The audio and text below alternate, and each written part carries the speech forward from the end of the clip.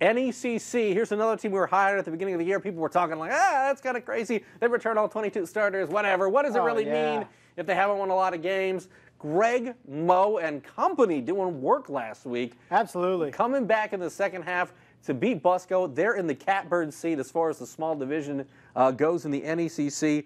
They've got Eastside this week. If Central Noble wins, they win the conference title outright. If Eastside wins, it's a three-way between Central Noble, Eastside, and Busco. How do you see this one playing out? And at the beginning of the season, I mean, I was high on Central Noble, but I didn't know that they would be competing for a conference championship like they are. Yeah, what is it? Their final 3 weeks is Busco, Eastside, and Garrett. So it's pretty nasty. Yeah, we said, okay, now we're really going to see the true Central Noble, and then they go and clip Cherubusco last week in a 2-point victory. So tremendous job by Central Noble. We thought the problem against Cherubusco was going to be able to move the ball on the ground because Busco has been so impressive defensively against the run, and they were able to do what they needed to do to grind out a win last week. So all of a sudden you're looking, man, if they can take down Eastside on Friday, they're going to wrap up the small school division in the NECC, and tremendous job. We knew they were bringing back a plethora of guys, but we didn't feel like they were in that upper echelon of the NECC. They've proven it against Cherubusco. Now they can try to prove it again against Eastside. Cherubusco and Eastside are different offensive challenges, though. Busco is predominantly run, although they can roll. When they do pass it, they roll out Tom Richards, and it sort of plays off the running game. Yeah. Eastside can straight drop back with Caleb Ballantyne. They've got Aaron Dean at one position out there. He's a big playmaker for them. So different challenges with good offenses this week. If you're Greg Mo, how do you keep these guys jacked for another game? Because last week was their Super Bowl. They won it. But they've got now, because they won it, they've got an even bigger game this week. Yeah, that's the challenge, is moving ahead and enjoying that Cherubusco win. But, division championship is on the line coming up on Friday. And you're right, Eastside could come out and throw 30 times a game, and that's perfectly fine with them. Whereas if you force a team like Cherubusco to throw 30 times a game, you're feeling pretty good with about your odds. So different challenge against Eastside. I still say you limit the run and make Eastside beat you vertically. But we'll be able to see if the Cougars can do that on Friday. Yeah, Jordan Esposito had a big game last week. How do you see this one playing out? Do you pick against Greg Mo at this point? I mean, the way I don't want to do it face-to-face because he might tear me a new one. Yeah, definitely. I'm going to go Central Noble. I just like the darling going on right now. We all didn't think they could beat Cherubusco, and they proved us wrong. At least I didn't think they could beat Cherubusco last week. So I'm on board with Central Noble. All right. On the other side of the NECC, they're, coming down essentially to this game. We thought it would come down to this game, and it has.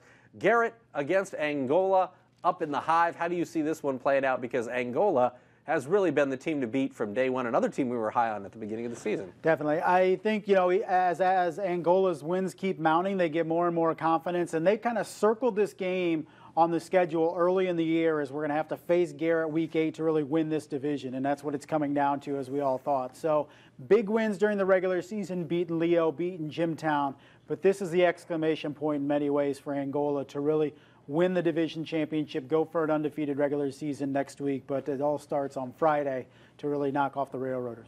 But it seems like we get a different Garrett team each week. Like, they're a really tough team to figure out. And we're in week 8, and at this point you don't say that about too many teams. You've kind of got a good beat on what everybody can do. But with Garrett, it seems like, man, it's a wild card every Friday night. Is that how you guys see it? It does. It's been up and down, and you're kind of trying to figure it out. I don't know why I said you guys, but you personally. My team. Your motley crew.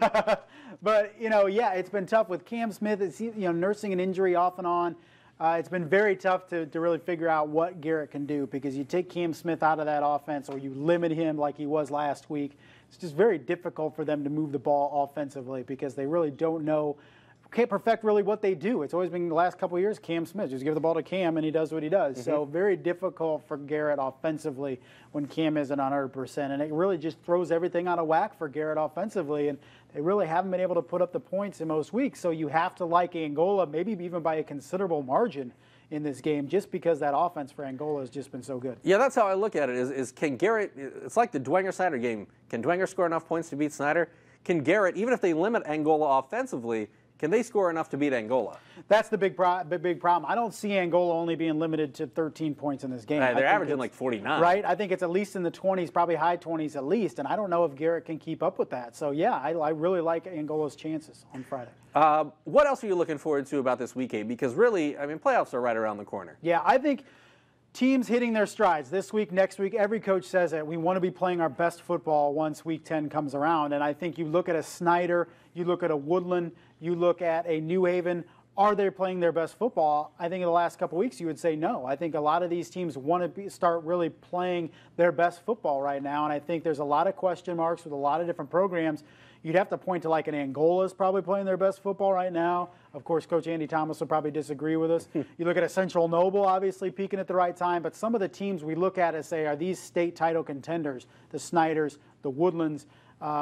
Have we seen it yet? I mean, Bishop Dwenger, I think, is peaking at the right time, too. So we want to see some of these teams really hitting on all cylinders. I think we'll find out a lot coming up on Friday night. All right, and we'll recap it next Monday right here on Inside the Zone for Week 8. He's Justin, I'm Glenn, and we'll see you next week.